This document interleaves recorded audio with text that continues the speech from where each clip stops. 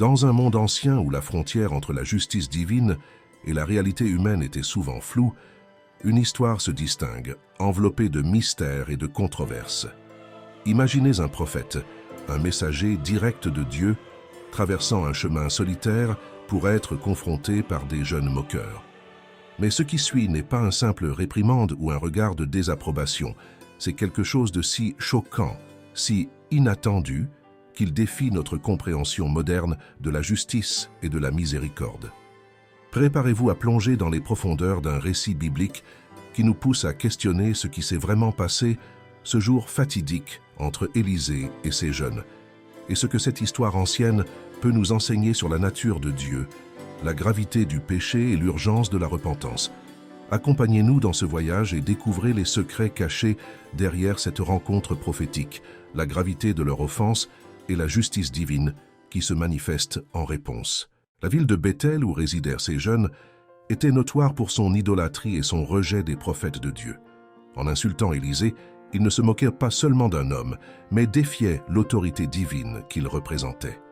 La Bible nous enseigne à plusieurs reprises sur le danger de se moquer des messagers de Dieu. Dans 2 Chroniques 36, verset 16, nous lisons « Mais il se moquait des messagers de Dieu, méprisait ses paroles et se raillait de ses prophètes, jusqu'à ce que la colère de l'Éternel se levât contre son peuple et qu'il n'y eut plus de remède. » Ce verset montre que la moquerie et le mépris des prophètes ne sont pas des actes isolés, mais des symptômes d'un cœur rebelle. Il est crucial de comprendre que l'action des ours n'était pas un simple accident ou une coïncidence.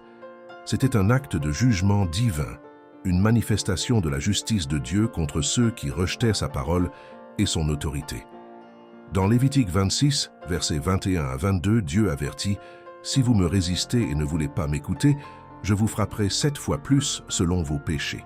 Je lancerai contre vous les bêtes sauvages, qui vous priveront de vos enfants, détruiront votre bétail, et vous réduiront à un petit nombre et vos chemins seront déserts. » Par conséquent, l'incident avec les ours n'était pas un acte impulsif d'Élisée, mais une manifestation de la justice divine. Le message sous-jacent est clair, Dieu ne sera pas moqué, et ceux qui rejettent sa parole en subiront les conséquences. En conclusion, en réfléchissant à cet épisode, nous sommes rappelés de la gravité de notre relation avec Dieu et de la manière dont nous devons traiter ses messagers. La Bible nous met en garde de ne pas prendre la parole de Dieu à la légère, mais de l'approcher avec révérence et crainte. Comme il est écrit dans Hébreux 10, verset 31, « Il est terrible de tomber entre les mains du Dieu vivant. » Que nous puissions toujours aborder la parole de Dieu avec le respect et la révérence qu'elle mérite. La moquerie des jeunes n'était pas seulement une insulte superficielle à la calvitie d'Élisée, mais une référence directe et blasphématoire à l'ascension miraculeuse d'Élie. En criant « Maintenant », ils se moquèrent d'Élisée, suggérant qu'il devrait suivre la même voie qu'Élie et disparaître. Ces moqueries avaient une profondeur théologique et spirituelle, défiant non seulement l'autorité d'Élisée, mais aussi le pouvoir de Dieu qui avait manifesté ce miracle. L'ascension d'Élie était un témoignage de la puissance divine et de l'approbation de Dieu de son prophète. Dans 1 Roi 19, versets 11 à 12, Dieu se révèle à Élie, non pas à travers des vents forts, des tremblements de terre ou du feu, mais à travers un murmure doux. Cet épisode enseigne que Dieu n'est pas seulement trouvé dans de grandes manifestations de puissance, mais aussi dans des moments de silence et de réflexion. Les moqueries des jeunes peuvent également être vues comme un défi à la succession prophétique d'Élisée. Élie avait passé son manteau à Élisée, symbolisant le transfert de son autorité prophétique, comme enregistré dans 2 Rois 2, versets 13 à 14. En se moquant d'Élisée, les jeunes questionnaient sa légitimité comme successeur d'Élie. En outre, la calvitie dans de nombreuses cultures anciennes était souvent associée à la sagesse et au respect. En insultant la calvitie d'Élisée, les jeunes manquaient de respect à sa position comme un homme sage et un prophète de Dieu. Dans Lévitique 19, verset 32, la Bible instruit « Tu te lèveras devant les cheveux blancs, et tu honoreras la personne du vieillard, et tu craindras ton Dieu. Je suis l'Éternel. » Ce verset souligne l'importance de respecter les anciens et ceux qui sont sages. En résumé, les moqueries des jeunes n'étaient pas un simple insulte, mais un rejet flagrant de l'autorité de Dieu et de ses prophètes. La réponse divine à travers les ours n'était pas seulement une punition pour avoir insulté Élisée, mais une démonstration du pouvoir et de la justice de Dieu contre ceux qui le défient et se moquent de ses messagers. Comme il est écrit dans Proverbe 14, verset 9, « Les insensés se font un jeu du péché, mais parmi les hommes droits se trouve la faveur. » Puissions-nous toujours nous souvenir de la gravité de nos mots et de nos actions et du pouvoir de Dieu derrière ses serviteurs choisis et des conséquences de nos actions. La Bible nous rappelle souvent que les actions ont des conséquences. Dans Galates 6, verset 7, Paul nous avertit « Ne vous y trompez pas, on ne se moque pas de Dieu. Ce qu'un homme aura semé, il le moissonnera aussi. » Cet enseignement nous montre que nos actions, bonnes ou mauvaises, nous reviendront inévitablement, dans cette vie ou dans la suivante. De plus, il est important de se rappeler que la nature, dans son essence, est indifférente aux actions humaines. Les ours, comme créatures sauvages, agissent par instinct et non par vengeance. La proximité des jeunes au territoire des ours, surtout s'il s'agissait de femelles protégeant leurs oursons, pourrait facilement déclencher une attaque défensive. Dans Deutéronome 32, verset 39, Dieu déclare « Voyez maintenant que c'est moi, moi qui suis, et qu'il n'y a point de Dieu avec moi. Je fais mourir et je fais vivre, je blesse et je guéris, et il n'y a personne qui puisse délivrer de ma main. » Cette déclaration nous rappelle que la vie et la mort sont entre les mains de Dieu, mais aussi qu'il agit selon sa nature juste et miséricordieuse. Un autre point à considérer est la responsabilité d'Élisée dans cet incident. Bien qu'il ait maudit les jeunes au nom du Seigneur, la Bible ne spécifie pas la nature exacte de cette malédiction. Cela aurait pu être simplement une expression de sa frustration et de sa colère, pas nécessairement une demande de leur causer du tort. Dans 2 Samuel 12, versets 13 à 14, après que le roi David ait été confronté par le prophète Nathan à propos de son péché avec Bethsabée, David reconnaît son péché, mais doit quand même faire face aux conséquences de ses actions. En fin de compte, l'épisode des ours et des jeunes sert de sombre rappel à la réalité de la vie dans un monde déchu et aux conséquences potentielles de se moquer des serviteurs de Dieu. Cependant, il nous rappelle également l'importance d'approcher les Écritures avec un cœur ouvert et un esprit critique, cherchant à comprendre le contexte culturel, historique et théologique de chaque passage.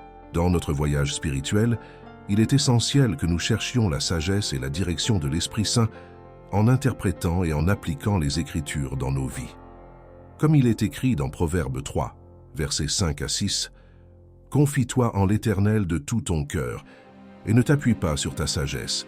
Reconnais-le dans toutes tes voies, et il aplanira tes sentiers. » Que nous cherchions toujours la vérité et la sagesse de Dieu dans sa parole, et que nous vivions selon ses voies droites et justes.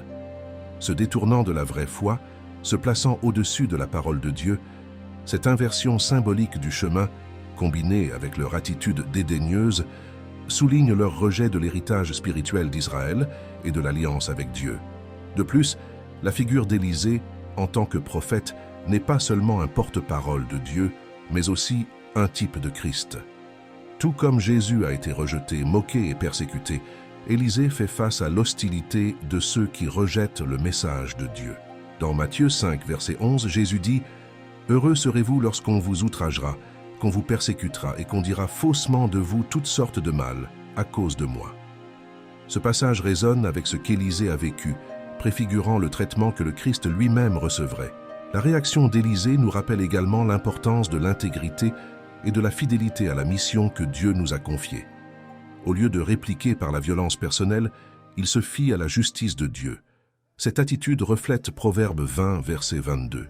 « Ne dis pas « je rendrai le mal », espère en l'Éternel et il te sauvera. » Élisée illustre cette confiance, laissant la justice entre les mains de Dieu. L'histoire sert aussi de rappel que la parole de Dieu n'est pas quelque chose à prendre à la légère. Dans Hébreux 4, verset 12, nous lisons « Car la parole de Dieu est vivante et efficace, plus tranchante qu'une épée quelconque à 2 tranchants, pénétrante jusqu'à partager âme et esprit, jointures et moelles. Elle juge les sentiments et les pensées du cœur. » La réaction des ours peut être vue comme une manifestation physique de cette vérité spirituelle. En fin de compte, cet épisode nous défie de réfléchir à notre propre réponse à la parole de Dieu et à ses messagers. Acceptons-nous la vérité, même lorsqu'elle nous défie, ou nous rebellons-nous contre elle? L'histoire d'Élisée et des jeunes moqueurs nous invite à une introspection profonde et à un engagement renouvelé envers la fidélité à la parole de Dieu et le respect pour ceux qu'il a choisis pour la proclamer. En outre, il est essentiel de reconnaître l'importance de l'humilité et de la révérence en approchant les Écritures. La parole de Dieu n'est pas simplement une collection d'histoires et d'enseignements, mais une révélation vivante de la volonté et du caractère de Dieu. Dans Ésaïe 55, verset 11, le Seigneur déclare « Ainsi en est-il de ma parole, qui sort de ma bouche, elle ne retourne point à moi sans effet, sans avoir exécuté ma volonté et accompli mes desseins. » Ce passage nous rappelle que la parole de Dieu est active et efficace, accomplissant les desseins divins dans la vie de ceux qui l'écoutent. L'histoire d'Élisée et des jeunes nous défie également de réfléchir sur la nature de la justice divine dans un monde où la justice semble souvent absente ou retardée. La Bible nous assure que Dieu est un juge juste qui, finalement, révélera chaque action. Comme il est écrit dans Romains 12, verset 19, « Ne vous vengez point vous-même, bien-aimés, mais laissez agir la colère, car il est écrit « À moi la vengeance, à moi la rétribution, dit le Seigneur. » Il est également vital de se rappeler que tandis que Dieu est juste, il est aussi miséricordieux. Dans Ézéchiel 33, verset 11, Dieu déclare « Dis-leur, je suis vivant, dit le Seigneur, l'Éternel. Ce que je désire, ce n'est pas que le méchant meure, c'est qu'il change de conduite et qu'il vive. » Ce désir ardent de Dieu pour la rédemption et la restauration de son peuple est évident dans toute la Bible, culminant dans l'œuvre rédemptrice du Christ sur la croix. Que nous approchions toujours Dieu avec des cœurs contrits, reconnaissant notre besoin de sa grâce et de sa miséricorde. Bien que l'histoire d'Élisée et des jeunes puisse être déconcertante à première vue, elle nous offre une riche tapisserie de leçons sur la justice de Dieu, la gravité du péché et la nécessité d'humilité et de révérence en abordant la parole de Dieu.